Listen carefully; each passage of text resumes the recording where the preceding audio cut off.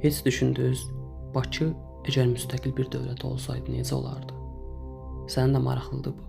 Elə isə çox vaxt itirməyək, videoya keçid alaq.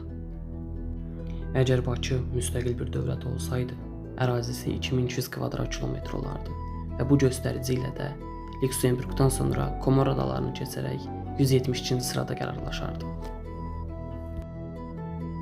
Bakı dövlətinin əhalisi 3 milyon nəfər olardı və bu göstərici ilə 133-cü sırada Uruqvay və Ermənistan arasında yer alardı.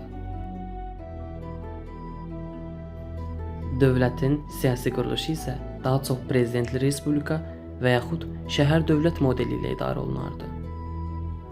Ölkənin iqtisadiyyatına gəlincə isə Bakı iqtisadiyyatı əsasən neft və qaz sənayesi, dəniz ticarəti, turizm və texnologiyaya əsaslanırdı.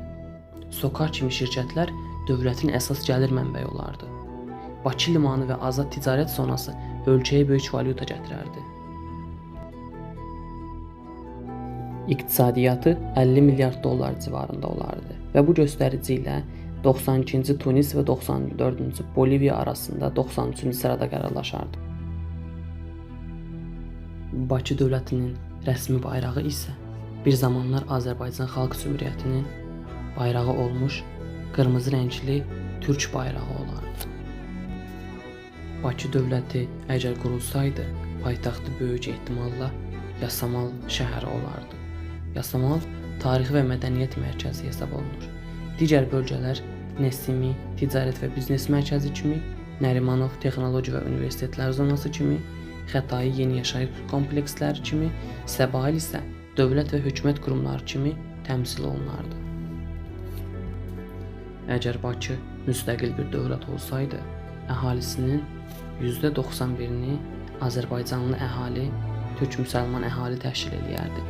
Digər qalan bir hissədə Talışlar, Ləzgilər, Ruslar, Gürcülər və digər xarici vətəndaşlar yer alardı.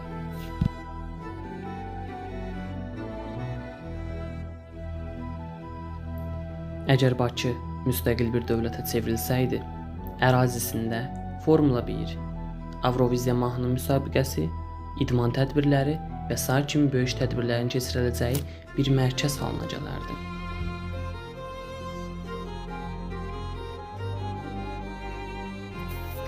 Turizm sektoru, İçəri şəhər, Qız qalası, Şirvanşahlar sarayı və müasir göydələnlər, eləcə də alov qüllələri ilə məşhur olan Bakı şəhəri gələcəyə açılan bir qapı olardı. Beləliklə, bir videonun daha sonuna gəldik. Şərhlərdə növbəti dəfə hansı bölgəmizin müstəqil olsa necə olardı fikrini yazsaz, növbəti video onun haqqında olacaq. Belə dəyərli izləyicilər, ümid edirəm bəyənmiş olarsınız. Sonda video əgər sizə faydalı oldusa, like düyməsini və kanalım sizə maraqlıdırsa da abunə olmağı unutmayın. Özünüzə müğayət olun. Hələlik.